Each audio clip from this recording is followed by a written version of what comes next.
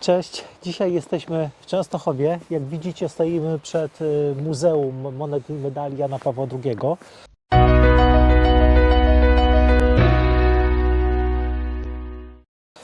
Świeżutki śnieg, nikogo tu dzisiaj nie ma i nie będzie oprócz nas i naszego przewodnika, tak? Właściciela tego muzeum. Tak, pana Krzysztofa Wietkowskiego, który nas serdecznie zaprosił na to, żebyśmy pokazali Wam, jak wygląda muzeum, dlaczego warto do niego przyjechać, no i co jest w środku. Przygotowaliśmy kilka pytań, mam nadzieję, że odcinek będzie owocny, także zapraszamy. Patronem tego odcinka jest Numis Poland, dom aukcyjny z Poznania, który ma bardzo ciekawą ofertę sprzedaży walorów z naszych kolekcji. Co ciekawe, to przy sprzedaży monet lub banknotów powyżej 3000 nie zapłacimy ani złotówki prowizji. Ale to nie wszystko. Coś, z czym wcześniej się nie spotkaliśmy, to możliwość zorganizowania aukcji na życzenie, gdzie wystawiamy nasze numizmaty, a Numis Poland organizuje nam sprzedaż na bardzo popularnej platformie OneBit, gdzie na aukcji występują tylko nasze przedmioty. Taka aukcja na życzenie to duża korzyść, bo nie ma wewnętrznej konkurencji w sprzedaży i sprzedajemy za najwyższą możliwą cenę. Zobaczcie, jak wygląda taka aukcja na życzenie. 7 września 2022 roku Numis Poland organizował taką aukcję na OneBit. Link do tej aukcji na dole pod filmem. Numis Poland jest wydawcą dwutomowego katalogu banknotów polskich autorstwa Czesława Miłczaka, bardzo poszukiwanej pozycji na rynku numizmatycznym. I jesteśmy we wnętrzu muzeum. Zobaczcie już na samym początku. Dzień dobry panowie. Już dzień zaczynają dyskusję, a jeszcze się nie przywitali. Witamy pana Witam bardzo Krzysztofa serdecznie. Witkowskiego. Kwadrat z muzeum w Muzeum Monet i Medali Jana Pawła II. Witam panów bardzo serdecznie. Dziękuję za przyjazd w tak zaśnieżonym dniu. Dobrze, że pan jest. Mam nadzieję, że opowie pan nam, co tutaj się znajduje, bo No to taki skromny początek naszego muzeum, bo chcieliśmy zaprezentować również Państwu, tym wszystkim kolekcjonerom, które do nas przyjeżdżają na zloty kolekcjonerów, których było do tej 10, już więcej nie będzie, ale warto chociaż się zapoznać z tym, co zrobiliśmy. Kartki pocztowe, znaczki pocztowe i medale. Autorami są pani Ewa Olszewska-Borys, pani Magdalena Dobrucka, pani Anna Wątróbska, pani Urszula Wależak, czy pan Zbigniew Stasiuk, który robił medale. Na przykład tu są zdjęcia pana Arturo Mari, zdjęcia pana Krupy, Marka z Komendy Głównej Policji i myślę, że wszystkie te medale mają niesamowitą chęć oddziaływania, a przede wszystkim rozpowszechniają numizmatykę, filatelistykę w całej Polsce, bo to przecież i Polski Związek Filatelistów, i Polskie Towarzystwo Numizmatyczne, i Księgarnia Niezależna, wszyscy tutaj starają się pomóc.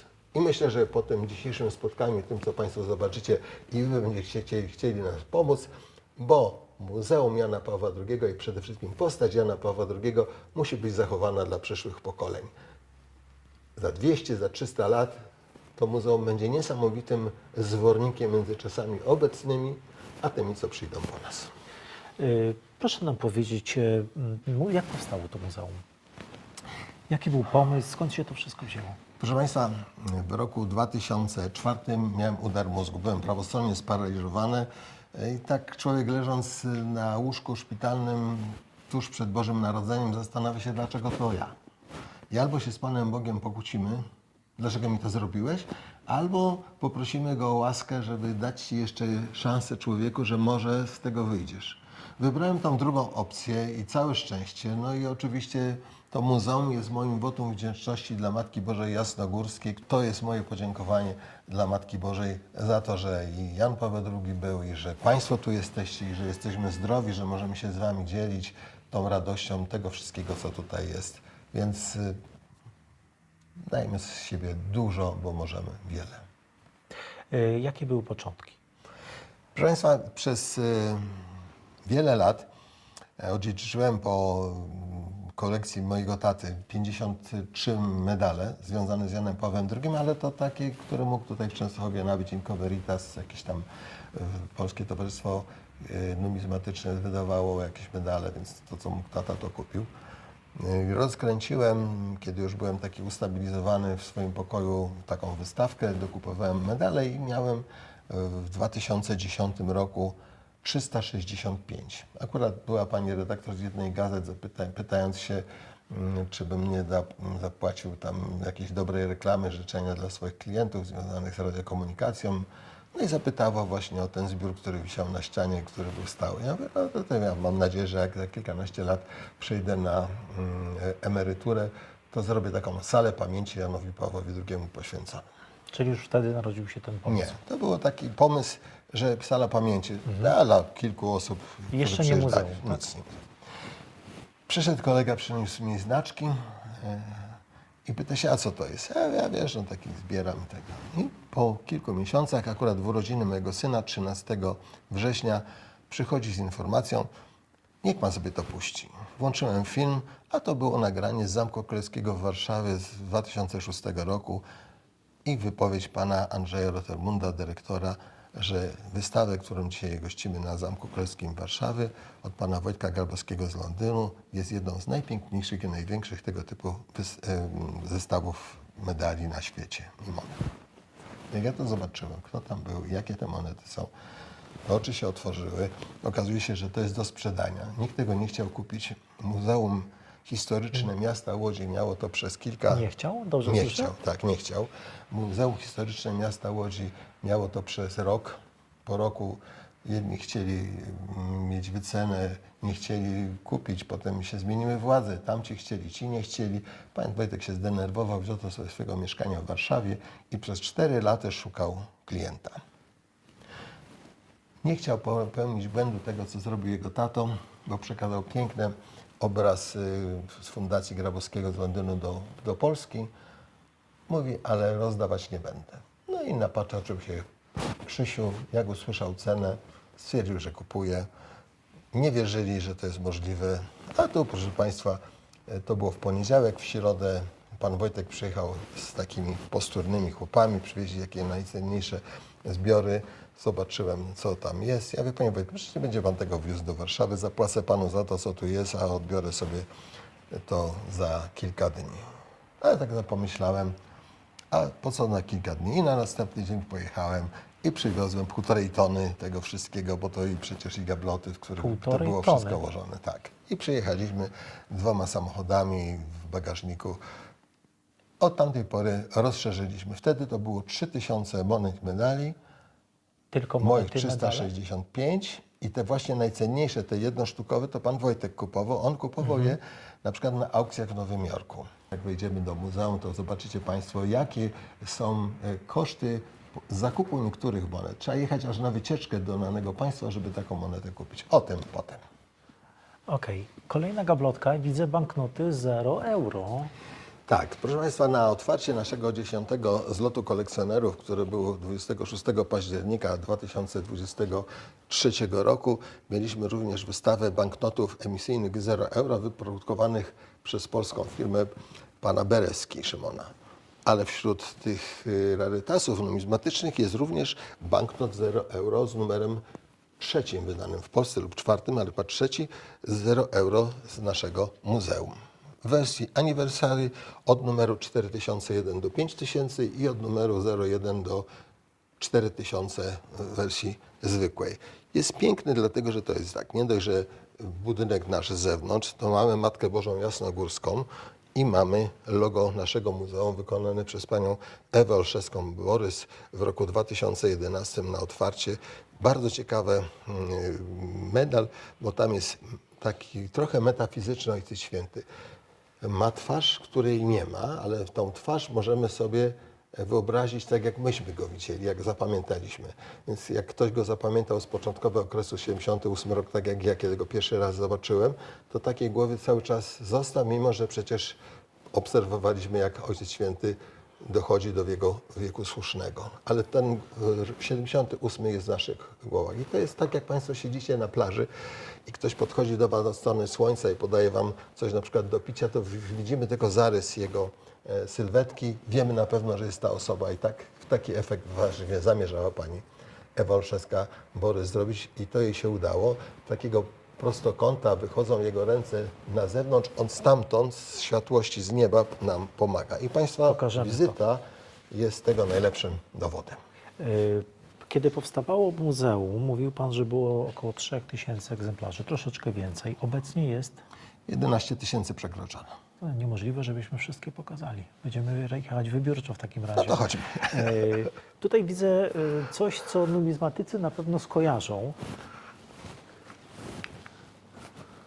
O, super, dziękujemy za Proszę Państwa, światełko. poczet królów polskich według Jana Matejki, zrobiony przez autorkę panią Ewę Olszewską-Borys, którą bardzo lubię.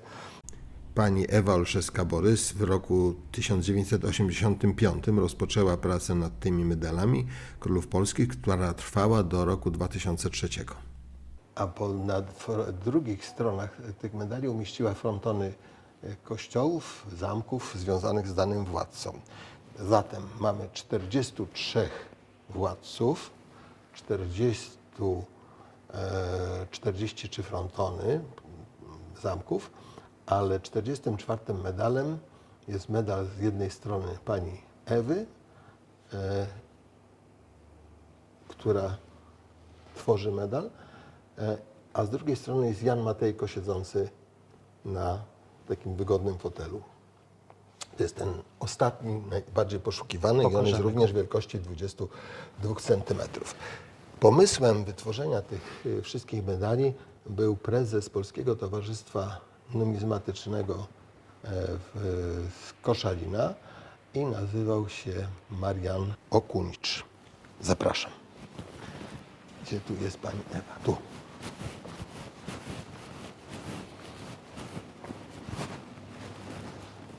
O, już czuję, że będzie ciekawostka.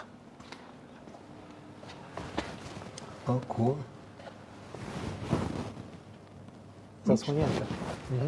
Okunicz. Proszę bardzo.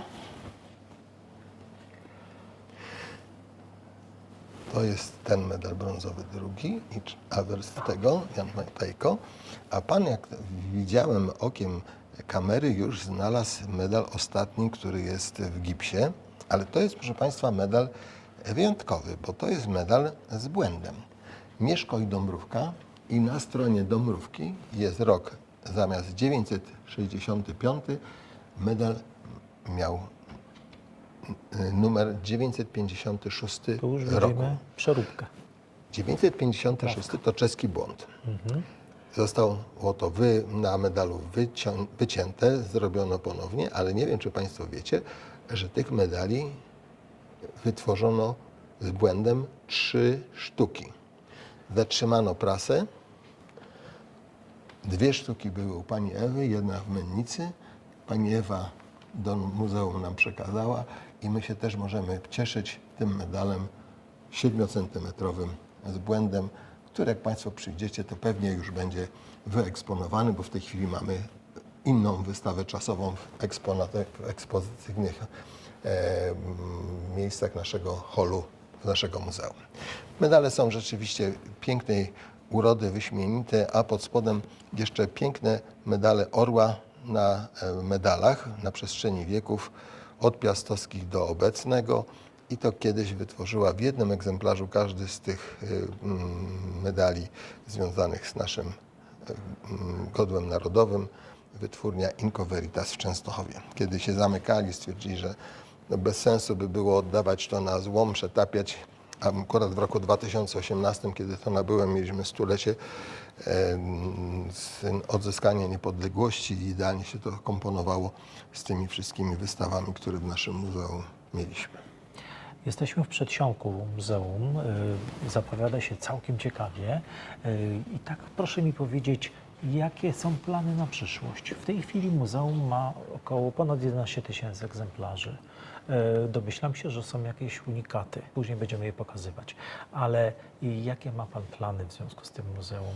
No przede wszystkim, proszę Państwa, chciałbym Was zgodnie podjąć, żebyście chcieli znowuż tutaj przyjechać, bo dzisiaj wszystkiego nie jesteśmy w stanie pokazać, a myślę, że muzeum ma tak wiele walorów i tak wiele informacji, które trzeba przekazać, sposoby pozyskania, historie, które są z niektórymi medalami związane, że to, jeżeli Państwu powiem i zachęcę, że mieliśmy do tej pory nagranych 365 audycji kwadrans z muzeum od 3 lat, to 2, 3, 4 czy 5 audycji kwadrans z numizmatyką nie starczy. I to już nas cieszy, więc to są plany na Co za przyszłość. dziwna zbieżność nazw. Kwadrans muzeum był pierwszy. Ale nie wzorowaliśmy się na tym. Ale to myślę, że to jest idealny czas na to, żeby poświęcić 15 minut swojego życia w ciągu dnia i zajrzeć na pierwszą część spotkania z Państwem i z naszym muzeum i może za jakiś czas, jak będzie druga część, czy trzecia, czy czwarta, to również Państwo zechcecie posłuchać mojej opowieści, pytań panów, a myślę, że to zaciekawi wszystkich, którzy mieli kiedykolwiek kontakt z numizmatyką, z Janem Pawłem II i z artystami naprawdę z górnej półki, bo przecież kiedy wystawa naszych medali była na Zamku Królewskim w Warszawie w 2014 roku, to wszystkie medale, które tam były pokazywane, dostarczyło aż 71 medalierów z Polski i 1 osoba z Moskwy. Czyli nie dość, że zbieramy to, co było, to jeszcze sami tworzymy medale, inspirujemy medalierów, żeby coś takiego zrobić. I takie medale z Janem Pawłem II rzeczywiście mają sens. Najwięcej eksponatów to są eksponaty numizmatyczne, czyli medale, monety. Później co jeszcze? Co możemy tu zobaczyć?